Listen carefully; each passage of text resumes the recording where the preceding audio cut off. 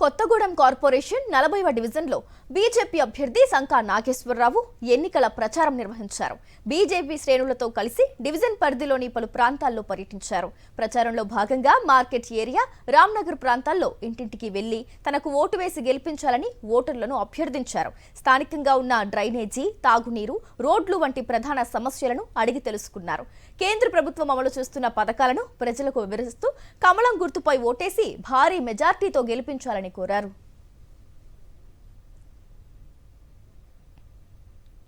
గెలిపిస్తే మార్కెట్ లో గల పార్కింగ్ సమస్య కానీ, డ్రైనేజ్ వ్యవస్థ కానీ మీకు ఎప్పుడు అందుబాటులో ఉండి నేను దగ్గరుండి